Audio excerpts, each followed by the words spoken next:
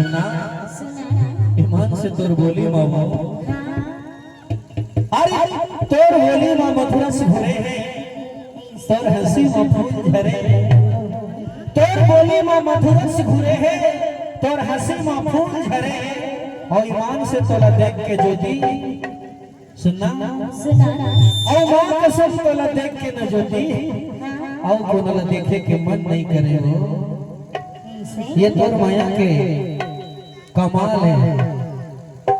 हाँ लेकिन ये साथ तोर विवाह हो गया है ना देखरे बर के था दूल्हा मोर माया ला नचरा के छोर मगठिया के जरूर बिना पक्का हो तबे तो बैठो हे दीवाना हे दीवाना हे दीवाना